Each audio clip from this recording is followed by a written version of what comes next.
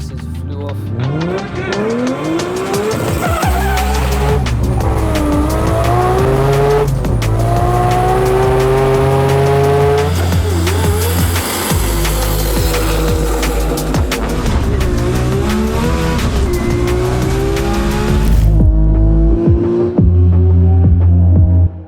Yes people, welcome back to the channel.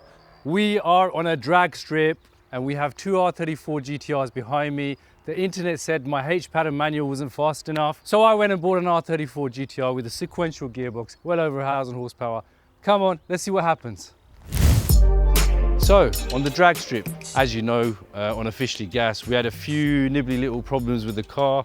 It threw some water out of one of the sensors which played about, and then we had boost cuts and all sorts. So as you guys saw last time, car wasn't performing as it should. I wasn't performing as we were supposed to. But now we've sorted all those nibbly little problems out. I know a lot of you guys were saying in the comments, and a lot of the internet was saying this car's slow because of the H pattern, and the H pattern makes it slow.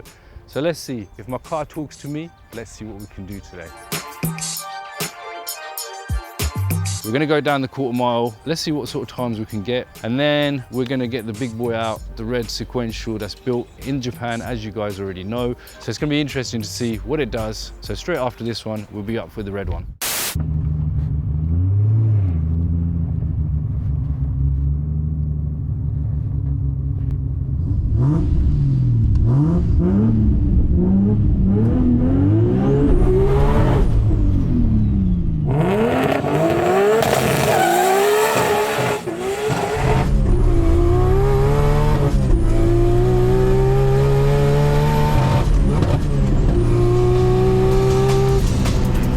First run of the day, and we managed to get a lovely 10.51 without trying hard. Low boost, 23 psi. Jason was shotgunning the car with his laptop plugged in, making sure everything's right. Our aim is to go a lot lower than 10.51, so let's see how it all plays out.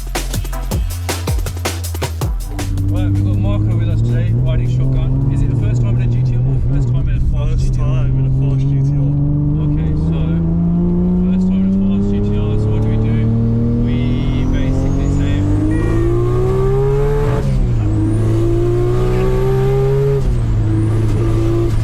How's that? That's rapid. Yeah, that's actually turned right down, it's only about 20 psi. Oh, I want to go when it's like full boost.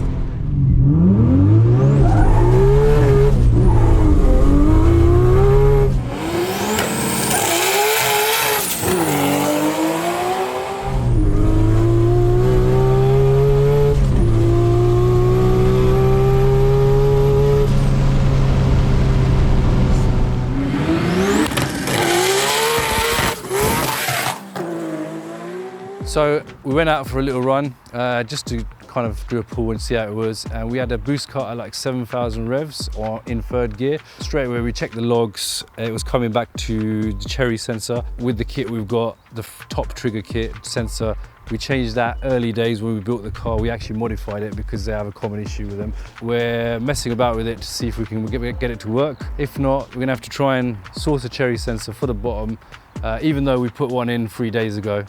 But hey, that's sod's law, right? When things don't want to work and parts don't want to work, they just don't. So cherry sensor, you know, if you've had this issue in the past, drop me some comments and let me know, because this is the second time we've had this, and it's a part we bought a few days ago.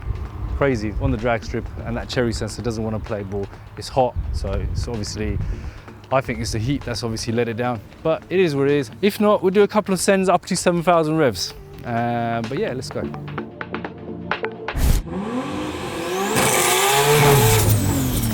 Damn. Yeah, my glasses flew off.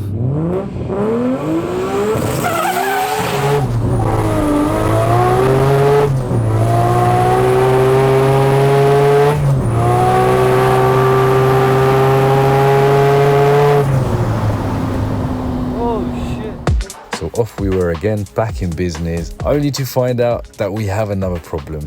And this time it was a problem that we couldn't unfortunately fix on the day, and it was a turbo return oil feed pipe which gave way unfortunately and started to leak. As you guys know, it's not very safe to run, so we decided to call it a day with this one. Next up, it was time for the red R34 GTR.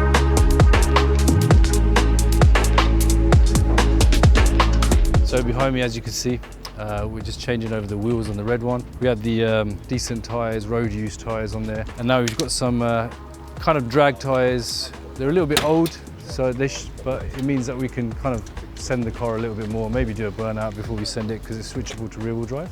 So it'll be interesting. Red one, we're going to send her out now. We haven't done nothing to it. We wanted to keep it for what it is. We don't want to mess about with it. There's a few things we might want to change. We just wanted to give her a little shakedown. That's all it is. It's just let's see how she runs, what she does in her current Shall form. I run you by the spec quickly? Everything's done in Japan, but it has got some Australian bits on it. But 2 turbos, what size are they? They're TD06s. What is TD? So for people like me, TD06 in English is what? 2 compact. They're like equivalent to the old school 3037Ss. Okay. They're a lot bigger than a standard twin turbo, right? They're good to do whatever this car needs to do, but if we need to change them in the future, I always keep talking about big turbos because I've got one on my end. But it's not a case it needs bigger turbos. We just need to. It's got 2. It's got 2. Duh. You know?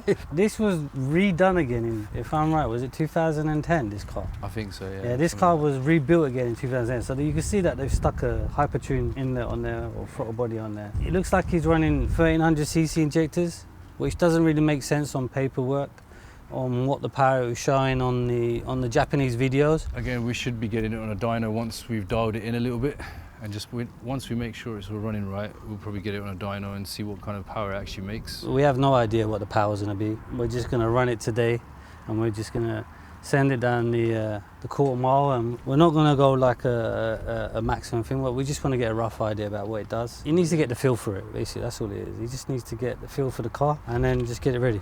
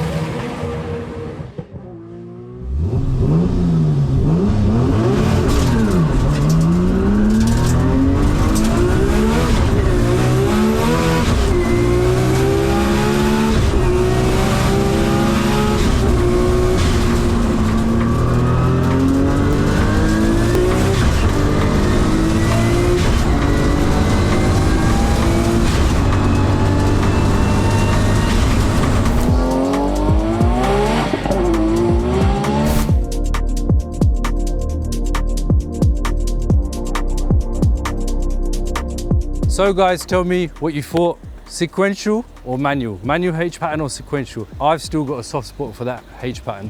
And I just feel like it was just right. But don't get me wrong, that sequential, goes straight through the gears.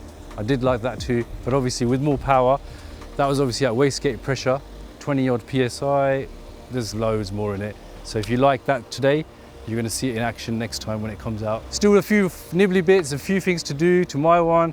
This one, we still need to turn it up. But until next time, thanks for watching. Subscribe, let me know your thoughts. And you've seen the behind the scenes of playing with 34 GTRs. It's not high power ones. It's never as straightforward as you think. A lot behind, a lot involved. But when you get them right, well worth it.